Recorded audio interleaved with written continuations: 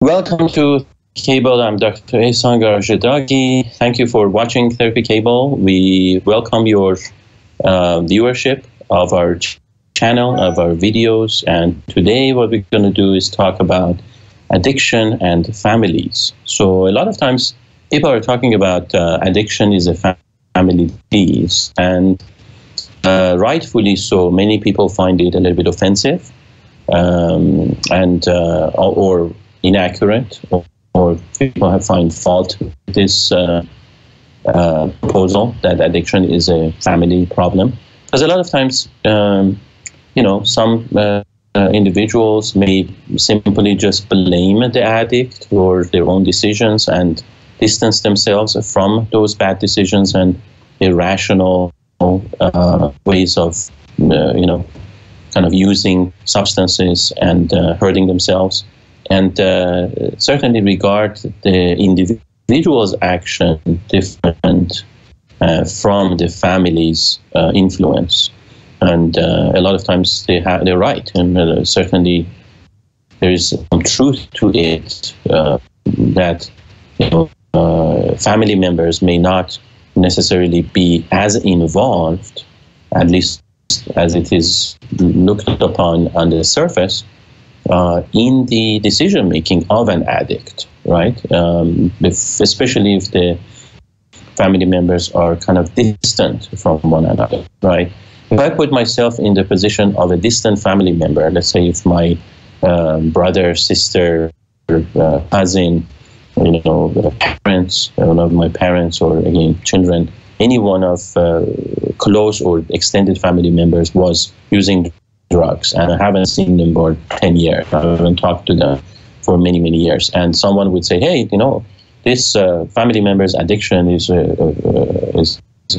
or this addict's problems and addiction is a family disease. And so you guys as a family must have a disease, more or less, and you have addiction running in your family. But I would feel it.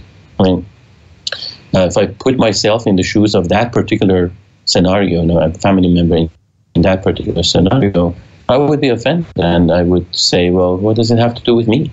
I have really no say or influence, and also in terms of responsibility and having a role in the affairs of my family member. We are distant. I'm not influencing them one way or another. We are two adults. They have their lives. I have my life. So how is that a family disease? So I would be, at the minimum, I would be surprised to hear that. If not also literally shocked, and perhaps even worse or more intense reaction would be absolutely appalled by this proposition. Because then the extension of the actions of a family member, I would be kind of guilty as charged, and kind of thrown into the same bucket and category as a person who perhaps is doing a lot of damage in their lives and in lives of other people. So be by extension and by association. And certainly that can come across as appalling and offensive and insulting. And at times also quite inaccurate and unfair. So I can completely understand that. On the other hand, the proponents, if you will, of the philosophy of addiction being a family disease, argue that we may not be talking about an immediate influence or immediate culpability or immediate and close proximity or immediate influence of a family member, and more or less complicity, if you will, in making these irrational and harmful decisions. We're not talking about this. What we are talking about are more or less the root causes, the ideology, in other words, the history that lies beneath the entire present situation, because the present situation was not fabricated or born, generated overnight. So what we are talking about as a family disease is not to necessarily blame a particular family member. That's not the goal and purpose, but the goal and purpose really is to understand the complex nature of why addiction even exists and is maintained the way it is maintained. So it's what we call a systemic approach toward defining, describing, and assessing a person's addictive behaviors, and also trying to find solutions. So in other words, people who are of that belief system that a complex problem like addiction needs a systemic approach in its assessment as well as treatment plan, they do allow themselves and also invite other people, whether they're professionals or other stakeholders in the community, as well as stakeholders in the betterment and improvement in the life of an addict, which includes the family members, to literally come to the rescue of not only the person, like the family member, but also really the entire epidemic that is affecting the entire society. So it's a call, when we say addiction is a family disease, is not meant to put blame and immediately find fault with family members. That's not the intention. And if it is coming across, the proponents, and I happen to be one of those proponents, what we mean by that is to invite individuals, family members, to become part of the solution by understanding the ideology, the history, the background, to the maintaining factors to addictive lifestyles that is literally happening, is at the same time both happening to a person as well as maintained by the person. And the solution that we propose that people need to look at lies behind that curtain, if you will, that is obscured and is kept in place by an unwillingness to look at the problem systemically. So the idea here, rather than putting blame, is to really call for a collaborative approach toward the solution. So at least that is my understanding of the systemic approach and of the slogan, if you will, addiction is a family disease. Now, I'm certain that there are many other clinicians that probably disagree with me and they have their own view, but I'm not speaking for them, I'm speaking for myself. So as far as my understanding of this slogan is concerned, or a moniker, or whatever you want to call it, the title, of the epidemic of addiction, that it is a family disease, I want to literally commit and dedicate some of my time, at least, to raising awareness for families to understand how they can become part of the solution. I have clients who come to me, whether they are themselves addicted to substances or what we call processes, such as gambling or sex addiction or other types of addictions, and also family members of addicts who come to me and consult with me as clients. So generally, this is my approach, that I invite everyone to take that systemic look, that perspective, for them to understand and be able to empower themselves to tackle this problem. And as soon as they do, at least I see, and my clients definitely are witness to it, and I'm sure they would support this assertion that I'm making, that their life starts to change. So you see the difference. You see that they are empowered, they feel empowered, they feel more confident, they feel more capable. The evidence is right there, staring in their face and in my face, everybody's face. And the healing accelerates. So their relationships improve, their coping skills improve, their response to addictive styles changes, and it becomes a lot more effective. And also what happens is that the risk for relapse diminishes, their risk for self-harm and harm to others diminishes, and it basically becomes a gradual healing process where over a certain period of time, it's at times,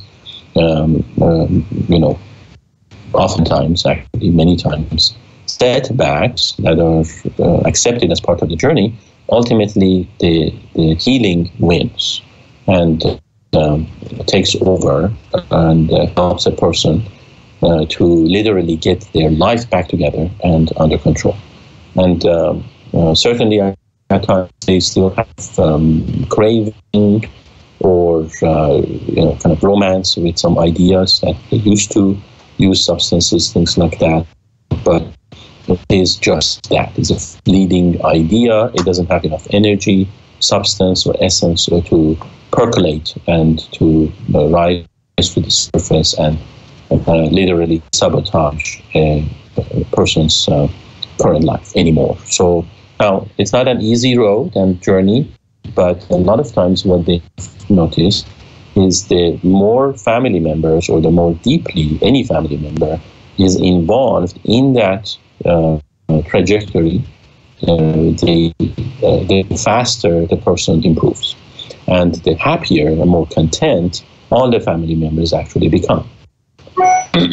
So those are important observations about families' influence on addiction that I wanted to bring up. And so what I would like to do now is actually give particular examples. Now, I would love for any of you that are watching to give me a comment or a question that I can literally answer that is more fitting for your situation and helpful to you or your loved ones. So please do feel free to post a question wherever you are, wherever you're looking at this channel and this video, whether it is Facebook, Instagram, Periscope, Therapy, YouTube, or whatever it may be. Just please go ahead and post whatever you like. I'm here to help and answer questions, comments. I would appreciate that very much. So while I'm waiting for some of you to engage with me and really get involved in this type of a live discussion, I'm going to come up with some examples myself, that I have literally seen happening in my office, in my private practice, in my daily interaction. Just FYI, I want to share with you that I am the Chief Clinical Officer at Beginnings Treatment Centers, which includes an array of what we call all levels of care when it comes to substance abuse, addiction, treatment, from detox to residential care to outpatient care. And so I deal with this problem on a daily basis. And so I wanted you to know what's my background. If I'm speaking about addiction and families, how do I literally put that together with my history and expertise and where I come from, beyond just being a clinical psychologist. So it's a daily interaction that I have with addicts. We have about 50 clients. We certainly interact with the families. In fact, we're coming up with a family program. So the families matter to me, and I've literally seen what big difference it makes. What amazingly powerful difference there is when families get involved. And so I'm very passionate, as you can tell. So I'm getting a question very quickly before we get into the family side of things. But here, Jacqueline, thank you very much for asking, Jacqueline. Jacqueline is asking, are you against Suboxone? Suboxone is another addictive remedy. So I'm not against, well, I am against it and I'm not against it. So let me clarify what I mean by that. I think it's a good short-term remedy. more or less, if a client went into a detox, we don't want, especially people who are coming off of what we call anxiolytics, benzodiazepines, barbiturates, alcohol, and stimulants, and so forth, that when they go through detox and withdrawal symptoms, they are at a high risk of literally physical shock and ailment, seizures, and more systemic shutdown to their body and physiology. So therefore, usually when people go to detox, they are put on some kind of what we call medicinal tapers. There's some medication to help them kind of flush the main substance, which could be, like I said, barbiturates or benzos or alcohol or stimulants, out of their system, while managing the risk of the shock to their system, to their physiology. So that basically doesn't end up in death, right? So and that's that short-term treatment. It is an acceptable medicinal and medical approach. And certainly one could argue that with opiate, that category narcotic that you're talking about that is linked to Suboxone, that could be a possible strategy to consider for someone as a means of what we call a harm reduction. So rather than throwing a person on kind of cold turkey into a detox center and just kind of risking the fact of a person's literally drastically detoxing themselves from opiates, what we could be talking about is more of a gradual weaning off from opiates. If someone is addicted to heroin or to let's say OxyContin or morphine or any type of opiate-related type of prescription. There's just also non-prescribed street drugs that fall into that category. If the plan is to gradually wean the person off of these drugs for a short period of time that can be agreed upon, for the sake of literally that type of both, I would say, biopsychosocial management of that transition of their withdrawal, going from a daily use of opiates to no use, I am in favor of it. But then that is that caveat that I want to, that kind of qualifies the difference that I'm making, where I'm both against it as well as for it. So if we are talking about a completely long-term use of Suboxone for years, then certainly I'm against it, because literally what we're talking about is really just replacing more harmful opiates with less harmful version of opiates. So Suboxone, I'm not going to get into the depth of explaining what it is, but for the time being right now, it's literally a less addictive version of opiates. So it's not completely non-addictive, and that's why people can't get off of them once they are on Suboxone. They can, but it has its own hardship. It has its own withdrawal phase. And so that's important. That's important. I think I hope I've answered you, Jacqueline, whether I'm against or for it.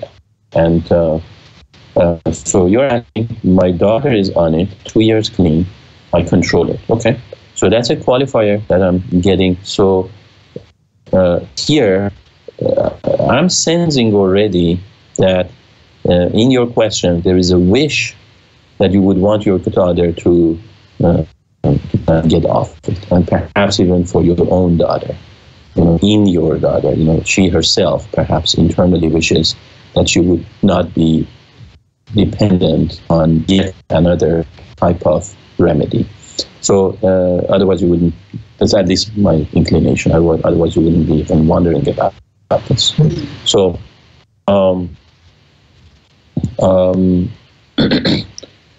so however, interestingly here is what I would link this question to is the role of family members. So what Jacqueline is saying is that she is controlling the Suboxone use of her daughter and literally also control the cleanliness or the time of being clean from drugs or from opiates for her daughter. So, however, that also creates a certain dependency.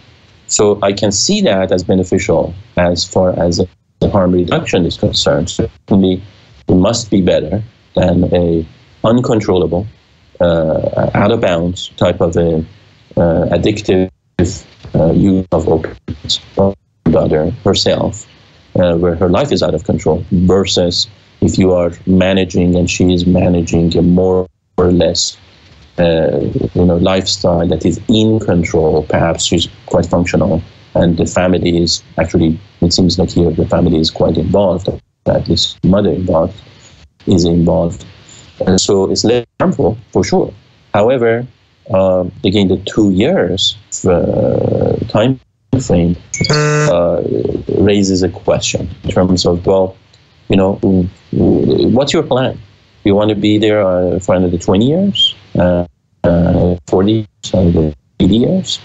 What's the game plan? What's the exit strategy? So certainly, I'm sure that nobody wants to be a lifelong dependent on certain substances and drugs, and really even if they're prescribed, right? So what's the idea here? The idea here is that you and your daughter would want to literally kind of wean off of it and become non-dependent on a certain medication and live your life free of this dependence. Then the treatment plan needs to change. The idea, the mindset, the goals, objectives need to be aligned with that ultimate goal of independence. So that's where I would go with that. So now we have VM Shay says, I am clean. Okay, thank you very much for sharing that you're clean. Tell us more if you like. I would like to hear from what are you clean from, and how long it take, and how far are you going to go. We'd love to hear that. Jacqueline says, thank you, Dr. G. Thank you, Jacqueline. I appreciate your interaction with us. So going back to some examples I wanted to share with you guys is that, something like this that Jacqueline brought up and then even extended to perhaps maybe the opposite of it. What if a family member said, I don't want to be involved in managing my child's life. I think it's not my role, it's not my responsibility, even if they're teenagers, right? Not just even adults. So at times that's what we get, that the person is wondering, why do you guys want to drag me into this whole fiasco and disaster?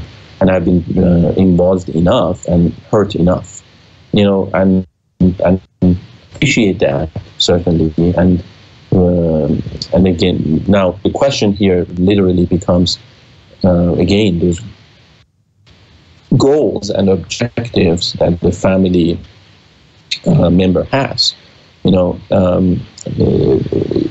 notion that we can write off a family member, the notion that we can wash our hands off of a family member based on the idea of individualism is a theoretical, philosophical principle that many people adhere to. Understand that it's a kind of a good theory, if you will. It's appealing. It has its own appeal. It's kind of sexy, to say, independence and individualism. I want to just be myself, live by myself, and have my own family, and all I need to do is just kind of stay away from other people, including my family members who cause problems. That's generally works for a while, but it doesn't work forever. That's been shown more or less in terms of human psyche, that human beings are quite amazing and very complex organisms and creatures. We are one of the smartest, if not the smartest, organism in this world, who evolve over time. We don't stay static. Our wishes, desires, preferences change over time. And one of the hallmarks that I always use to explain human nature are what we call developmental stages of growth. That define literally different milestones and phases of existence and growth and change within the lifespan of a human being. If anyone would want to know much more about the phenomenon of human existence, and as well as be able to understand the depth of this phenomenology, as well as being able to at times even predict, a certain success or failure, even if it is just for one's own life and future, I believe they would be well served if they look into the developmental stages of growth and the literature that exists on that, because that sheds quite some light on the very deep layers of human existence and phenomenology and nature, especially as it relates to those meaningful experiences that we have talked about, such as how we feel, how we make decisions, how we perceive the world around us, how we act to the world around us, and really helps us understand ourselves as individuals, as organisms that are both an individual and a social human being at the same time. And people who are subscribing to that idea of individualism, rugged individualism, and so to say, and just said, I just want to be myself and by myself and just live my own life, and that's it. I don't necessarily need to, cater to family, the notion of belonging to a family, etc. They do that for a while, and it works for them for a while. But literally, the notion of belongingness to a family, whether it's the belongingness to a family of origin, or the notion of belongingness to an extended family, what we call a more or less a chosen family, that is not the same genetic and bloodline family that they have grown up with, but just simply friends and new acquaintances and best friends that they have invited into their new life and now regard as the new extended long family, or the what I would say the next generation, the new family that they put together with a partner. We cannot escape that desire. We cannot escape ultimately the desire and the need, literally an existential need for every human being to experience that sense of belongingness is inescapable and inevitable. And that is part of a very much natural component of the developmental stages of growth. Especially what we know that after the age of 30, 35, for some people a little bit even much sooner, some people later, maybe even into their 40s or even after what we call the so-called midlife crisis, that need intensifies. People, it's literally a proven fact that one of the biggest fears of human beings is loneliness. And sooner or later, every one of us, we have to face that sense of loneliness. And we dread that loneliness. So, and what naturally our antidote to loneliness does, and is available for us naturally, psychologically, emotionally, is that sense of belonging. When we literally establish a relationship with one or few people, then evolves into a close-knit, family-like type of a relationship. So when we're talking about family, that's why I want to expand on that. If someone said, that's not my problem that my family member is using or not, I kind of want to expand that discussion into this greater concept of really is that really true in terms of, well, you may have created that type of a notion with one particular family member that you grew up with, but the sensation, the sense, the feeling of wanting to care about somebody that you care about, and being there for them, that's not foreign to you. Now, and at times people get lost with that type of a mentality, where they kind of lose that sight. First, they lose the sight of the importance and meaningfulness of caring for others that are meaningful to them and matter to them, just because they have learned to write off even close family members. So it's the same concept, that's the difficulty that I want to bring up and discuss here, that if some family members have written off their addicted family members, and thinking that that's all I needed to do, and I'm good now, I have a clean slate, and I can reestablish great, wonderful new connections with other people, they kind of fool themselves. Because what happens is that, it's the same skill that is going to be deficient and come short also in new relationships. When we establish, and it literally goes back to what we call a sense of attachment and interpersonal interdependency. That's very important to know about oneself. And now I don't want to get lost too much into theoretical matter. So going back to the example that some people say, well, why should I be too involved in a family member's lifestyle and decision making? If it's destructive and I don't want to be part of that, and I would say, sure, but it depends whether or not you have been involved at all at any point of time, and what that involvement looks like.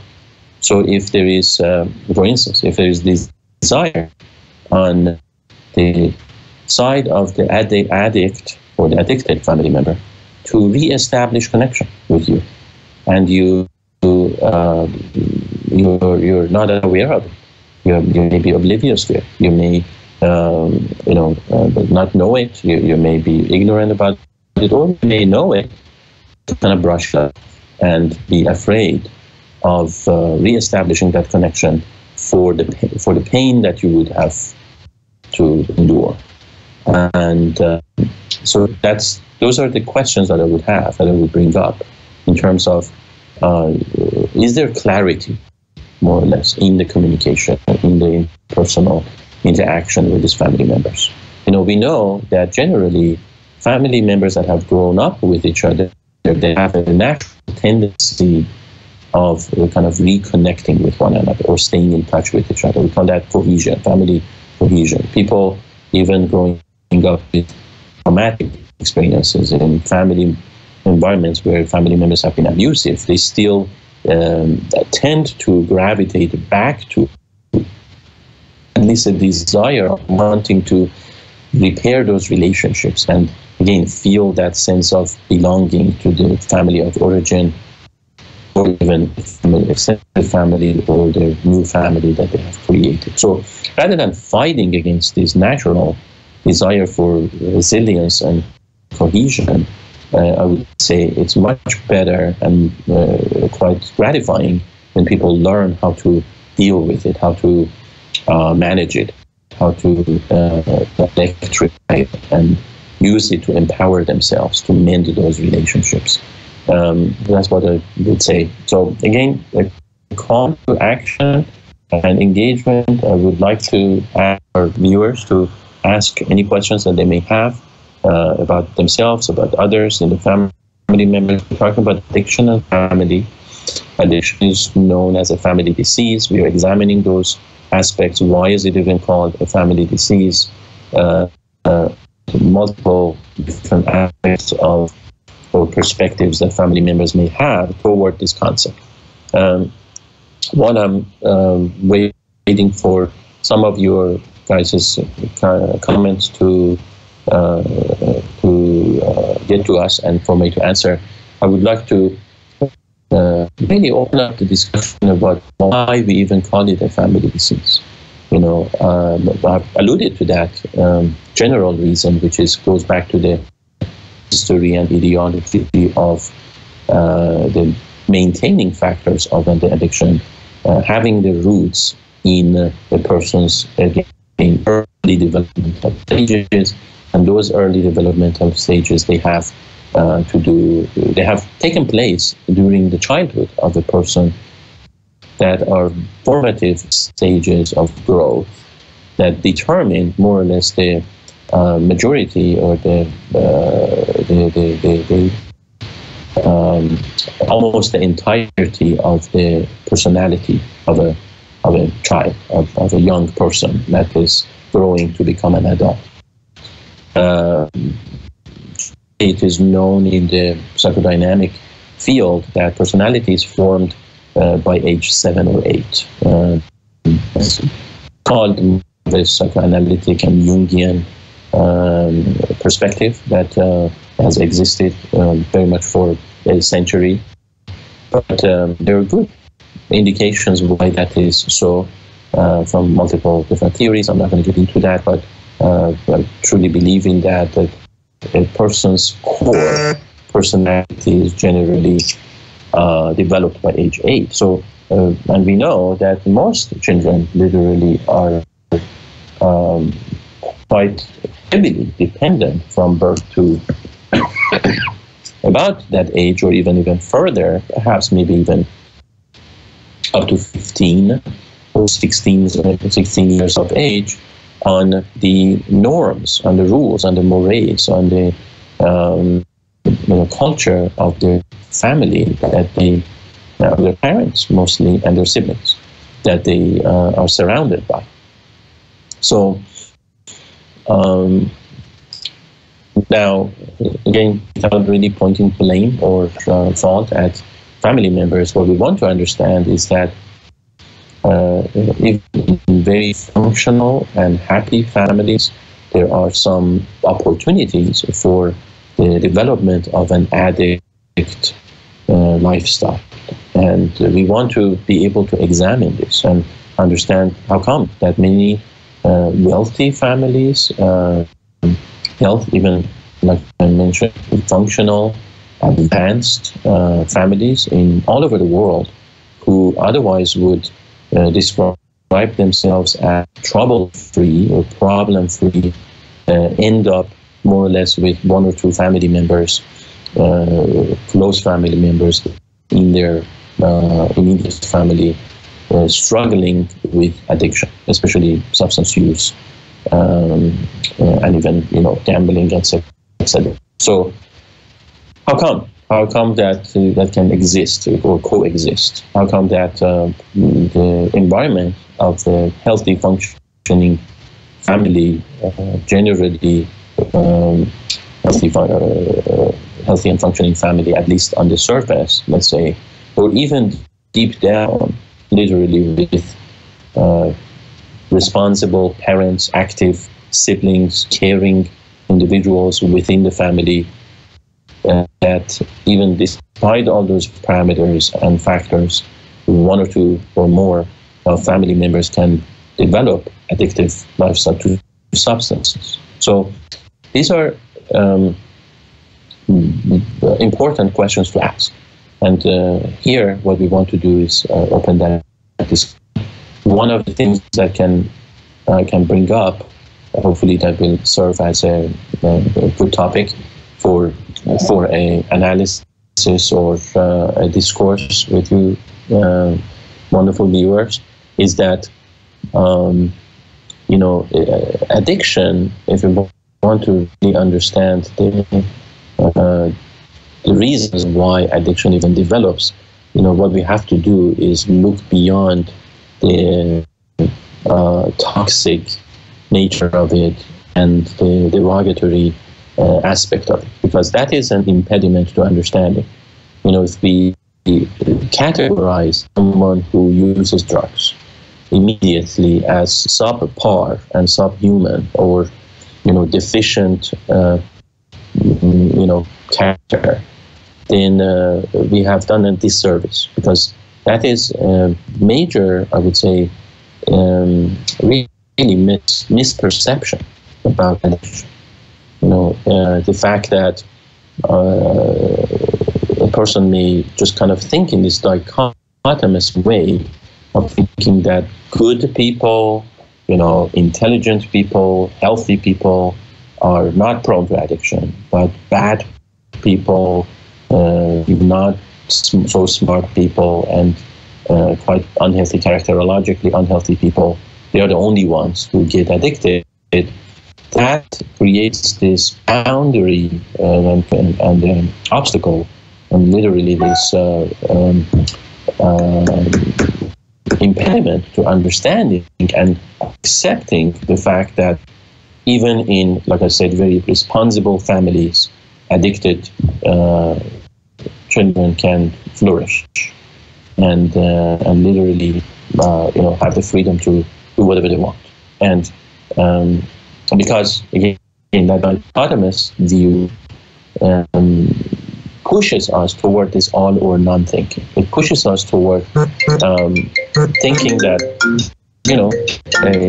a problem exists only for those who are deficient, rather than in my family. So basically, in other words, it's not in my family type of approach. It keeps a person blind and blindfolded toward the realities of why things are happening. And at times, and I've had that with a lot of my clients, a parent just remains paralyzed, in shock, in terms of how they can help their child, because they're so distant and removed from the realities of what is actually happening in this world, because they have more or less wished to have lived within a pure environment and family environment that they have told themselves for many, many years, not in my family. This detriment cannot even exist. I cannot even fathom the idea that addiction would find its way into my close circles. And therefore, there is this resistance to accepting the reality around us that, no, my child too, despite everything that I have provided, despite all the comfort, or despite all the advancement, despite all the opportunities and protection that I have provided, my child too has become addicted, has become involved in addiction, has developed a certain addictive lifestyle, has had a desire to use substances, has had a desire to use, kind of go against the grain, if you will, despite all my best effort. So I think that's very, very important as the first step to realize that our idea of addiction and addicts and addictive opportunities has to change. So we are getting really to the end of the session. I call it a session, or kind of a discussion. And it's about 5:52. We usually run for an hour, about 50 minutes of discussion. Again, I invite you to post any questions that you may have or comments, especially as it relates to this first step. And as soon as we are capable of really taking this step, I believe we also are capable of taking the next step after that, which is starting to understand the realities, the actual practical,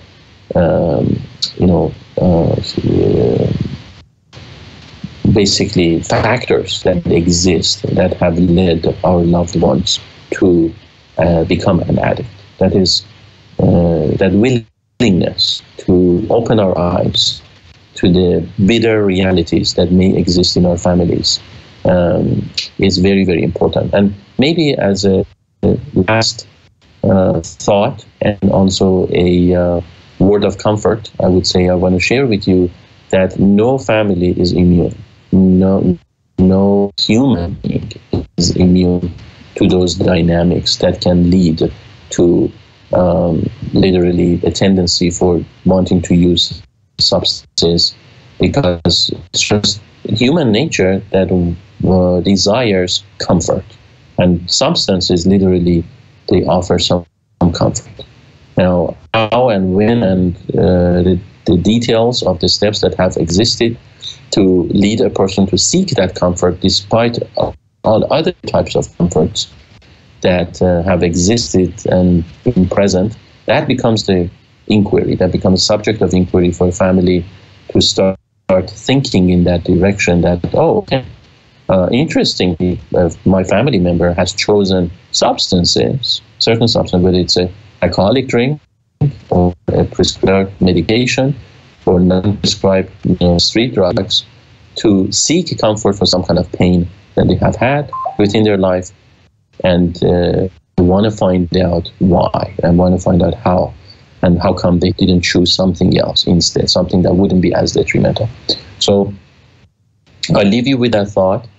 I hope that you have enjoyed our video and our conversation and discussion.